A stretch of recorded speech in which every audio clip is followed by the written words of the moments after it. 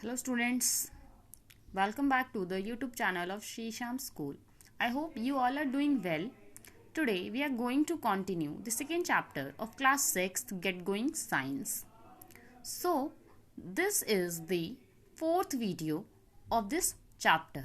We had already done 3 videos on this chapter. I hope you all go through that 3 videos. So let's get started with this video.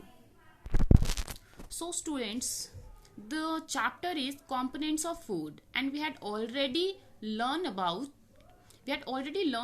all the nutrients and all the components of food which are major nutrients of our food, like carbohydrates, proteins, fats, vitamins, minerals, dietary fibers, water.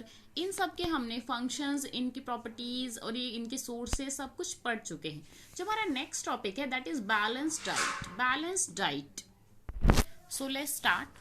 The food we take every day like dal, chapati, rice, curd, vegetable, fruits and milk is called our diet. जो खाना हम daily basis पे खाते हैं जैसे दाल, रोटी, चावल, दही, सब्जियां, फ्रूट्स, दूध, ये सब क्या है? हमारे डाइट है. डाइट मतलब जो हम प्रॉपर खाना खाते हैं daily. We need all the essential nutrients, water and dietary fibers to keep our body active and healthy. हमें सारे एसेंशियल, सारे ज़रूरी न्यूट्रिएंट्स, वाटर मतलब पानी और डाइटरी फाइबर्स की ज़रूरत है to keep our body active and healthy, ताकि हमारा जो शरीर है वो एक्टिव मतलब चुस्त और हेल्दी मतलब स्वस्थ रह सके. सो सारे न्यूट्रिएंट्स की ज़रूरत है, पानी की ज़रूरत है, डाइटरी फाइबर्स की ज़रूरत है, तभी हमारा शरीर हेल्दी और एक्टिव रह सकता है. The diet which contains all the essential nutrients in right proportion is called balanced diet. देखिए स्टूडेंट्स, बैलेंस डाइट क्या होता है? वो डाइट, वो खाना जिसमें सारे एसेंशियल न्यूट्रिएंट्स, जो हमारे शरीर को जो भी एसेंशियल न्यूट्रिएंट्स हैं, जो ज़रूरी तत्व हैं, वो सारे प्रेजेंट हो इन राइट प्रोपोर्शन, सही मात्रा में. जितनी मात्रा हमारे शरीर को ज़रूरत है उतनी मात्रा में प्रेजेंट हो, वो बैलेंस डाइट होता है. It varies from person to person depending upon the gender, age group and living style. ये वैरी मतलब चेंज होता रहता है एक पर्सन से दूसरे पर्सन. ऐसा नहीं है कि जितना एक इंसान को सारे एसेंशियल न्यूट्रिएंट्स चाहिए उतना ही दूसरे को चाहिए होगा.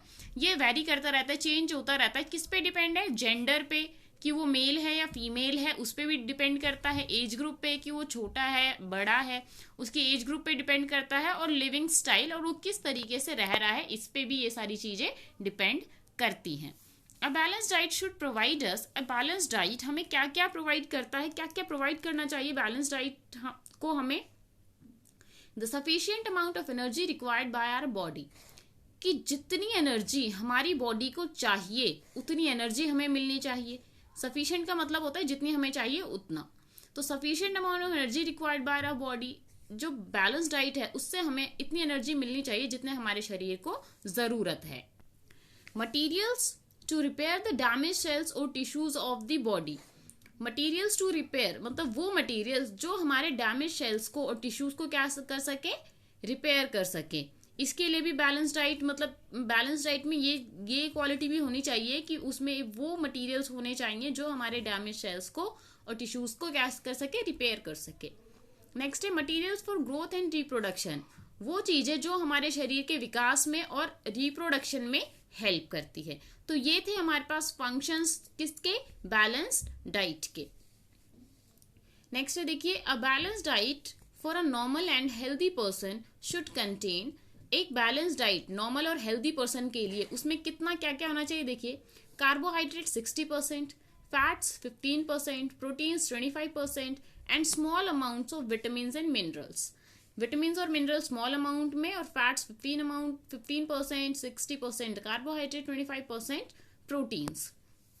बट अ ग्रोइंग चाइल्ड, लेकिन एक जो ग्रोइंग चाइल्ड होता है, जो छोटा बच्चा होता है, जब वो बड़ा हो रहा होता है, उसे अ प्रेग्नेंट वुमेन, एक गर्भवती महिला and nursing mother need more proteins. Nursing mother का मीन्स है जो अभी अभी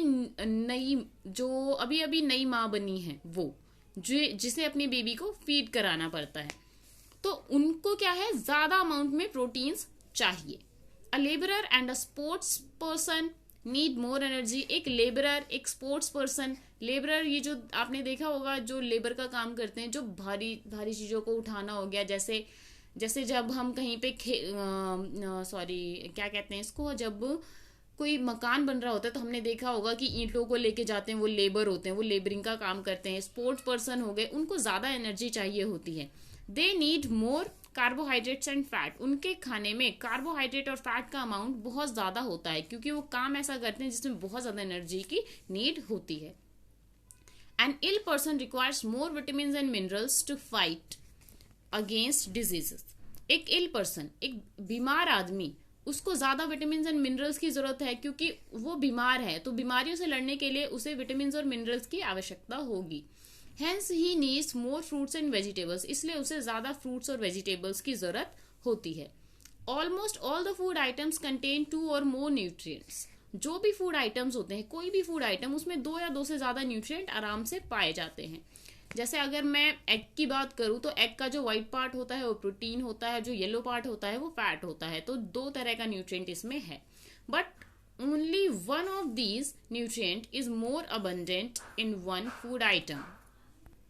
लेकिन इन दोनों जो 2 न्यूट्रिएंट्स प्रेजेंट होते हैं उसमें, उनमें से कोई एक ज्यादा अमाउंट में होगा। जैसे फैट की बात करूं, एग के अंदर फैट कम अमाउंट में है और प्रोटीन ज्यादा अमाउंट में है। नेक्स्ट टॉपिक है देखिए हमारा डेफिशिएंसी डिजीज। देखिए डेफिशिएंसी डिजीज का मतलब है कि किसी पर्टिकुलर न्यूट्रिएंट की वजह से हमें किस तरह की बीमारी हो जाती है, क्या प्रॉब्लम हो सकती है। तो deficiency is one or more nutrient in the diet is expressed in the form of some deficiency symptoms. एक या एक से ज्यादा न्यूट्रिएंट जब हमारे डाइट में कम हो जाते हैं तो उसकी वजह से हमारे शरीर में कुछ डेफिशिएंसी सिम्टम्स दिखाई देने लगते हैं, कुछ ऐसे लक्षण दिखाई देते हैं जिससे हमें पता चलता है कि हाँ, हमारे शरीर को ये न्यूट्रिएंट प्रॉपर अमाउंट में नहीं मिला है। These are called nutritional disorder, इसको हम न्यूट्रिशनल डिसऑर्डर या फिर डेफिशिएंसी डिजीज भी बोलते हैं। देखिए ये आपके पास एक ऑरेंज कलर का बॉक्स है, इसमें क्या दिया हुआ है, do you know people do not suffer from fat deficiency because excess of carbohydrates and proteins is converted into fat for storage। कभी भी किसी पर्सन के अंदर फैट की डेफिशिएंसी, फैट की कमी की वजह से कोई बीमारी नहीं होती है। क्यों नहीं होती है? क्योंकि कार्बोहाइड्रेट्स और प्रोटीन्स जब ज्यादा हो जाते हैं हमारे शरीर में तो वो खुद को फैट में चेंज करते हैं और स्टोर कर देते हैं, तो इसलिए हमारे शरीर में कभी भी फैट की कमी नहीं होती है। Deficiency disease can be discussed under the following 4 heads. ये आपको 4 तरह के क्या है डेफिशिएंसी डिजीज आप डिवाइड किए गए हैं। देखिए पहला है प्रोटीन माल न्यूट्रिशन डिजीज।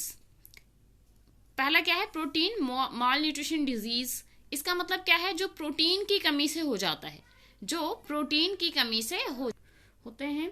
क्वाशियोरकर, देखिए इस बीमारी का नाम है kwashiorkor. Protein energy malnutrition disease PEM, marasmus. Protein energy malnutrition disease marasmus second है ये हमारे पास। थर्ड है हमारे पास विटामिन डेफिशिएंसी डिजीज। फोर्थ है हमारे पास मिनरल डेफिशिएंसी डिजीज। तो ये 4 तरह के क्या है डेफिशिएंसी डिजीज को 4 हेड्स में डिवाइड किया गया है। एक एक करके इनको देखिए पढ़ते हैं। फर्स्ट है हमारा प्रोटीन माल न्यूट्रिशन क्वाशियोरकर, जिसको हम बोल रहे थे। तो इसमें देखिए क्या है, क्या मतलब होता है इसके अंदर। The protein deficiency disease kwashiorkor occurs in children of 1 to 5 years। ये छोटे बच्चों में 1 से 5 साल तक के जो छोटे बच्चे होते हैं उनमें होता है।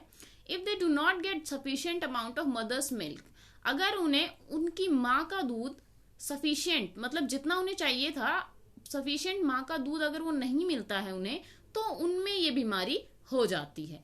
सिम्टम्स देखिए क्या क्या लक्षण हैं जिनसे पता चलता है कि बच्चे को ये बीमारी है। Children suffering from kwashiorkor show stunted growth, मतलब उसकी ग्रोथ कम होती है। लार्ज पॉट लाइक बेली, उसकी जो बेली है वो शरीर बहुत कमजोर होता है, और जो बेली है, जो पेट है, वो बहुत ही ज्यादा मोटा, जैसा पॉट लाइक मटके जैसा, स्वैलोन स्टमक, मोटा हो जाता है पेट। मेंटल रिटार्डेशन, मेंटली कुछ प्रॉब्लम्स आ जाती है, मेंटल ग्रोथ भी नहीं होती है उसकी। स्वैलोन फेस, फेस पे बहुत ज्यादा स्वेलिंग आ जाती है, फेस सूज जाता है। थिन लेग्स, पैर पतले हो जाते हैं। And cracked and scaly skin, और उसकी जो स्किन है वो क्रैक्ड, जैसे फटी फटी त्वचा हो जाती है, उस तरीके की उसकी स्किन हो जाती है। तो देखिए स्टूडेंट्स, ये छोटे बच्चों में होता है, प्रॉपर माँ का दूध नहीं मिलता उन्हें। क्या क्या सिम्टम्स हैं? बेली, पेट अजीब सा मोटा हो जाता है, ग्रोथ नहीं होती है, मेंटली रिटार्डेशन मतलब मेंटल ग्रोथ भी कम होती है, फेस सूजा हुआ होता है, लेग्स थिन होते हैं और स्किन क्रैक्ड और रफ स्किन हो जाती है। सेकेंड है हमारा protein energy malnutrition, PEM, marasmus. Protein energy malnutrition is a disease cause due to shortage of protein. Protein की शॉर्टेज की वजह से होता है, और कार्बोहाइड्रेट, जब प्रोटीन्स और कार्बोहाइड्रेट्स की शॉर्टेज हो जाती है डाइट के अंदर चिल्ड्रंस की, तब ये बीमारी हो जाती है। This disease is called marasmus. इस डिजीज को क्या बोलते हैं हम? मार्समस। सिम्टम्स देखिए क्या क्या है इसमें। Children suffering from marasmus are very thin and weak with loose folds of skin. जिस बच्चे को ये हो जाता है वो बच्चा बहुत ज्यादा थिन मतलब पतला और कमजोर होता है, with loose folds of skin, और उसकी स्किन पे बहुत ही मतलब लूज फोल्ड्स ऑफ स्किन का मतलब जो उसकी स्किन होती है बहुत ज्यादा लूज होती है, तो लूज की वजह से वो क्या है बहुत ज्यादा मतलब फोल्डी फोल्डी सा फील, मतलब जैसे आप देखो ना जिसकी स्किन लूज होती है तो वहां पे क्या है बहुत सारे फोल्ड्स दिखाई देते हैं। In such children's, growth of the body stops and the tissues are slowly destroyed. इन बच्चों में बॉडी की ग्रोथ इनकी रुक जाती है और जो टिश्यूज होते हैं वो धीरे धीरे क्या हो जाते हैं? मर जाते हैं, खत्म हो जाते हैं। थर्ड है हमारा vitamin deficiency diseases. This disease is cause due to deficiency of different vitamin in the diet are given in table 4। जब हमारे पास जो टेबल 4 में हमारे पास यहाँ पे एक टेबल 4 है, इसमें क्या है बहुत ही अलग अलग तरह के विटामिन दिए हुए हैं। जब इनमें से किसी भी एक विटामिन की कमी आ जाती है तो क्या हो जाता है? हमें कोई ना कोई बीमारी हो जाती है, वो इस टेबल में गिवन है, हम आगे देखेंगे। Mineral deficiency disease, this disease cause due to deficiency of different minerals are given in table 5। Next page पे टेबल 5 में भी आपको वो टेबल दी हुई है जिसमें आपको कौन से मिनरल की वजह से कौन सी बीमारी हो जाती है ये आपको दिखाया गया है। तो स्टूडेंट्स टेबल 4 और टेबल 5 हम नेक्स्ट वीडियो में डिस्कस करेंगे। आज के लिए इतना ही, तब तक के लिए थैंक यू, बाय बाय।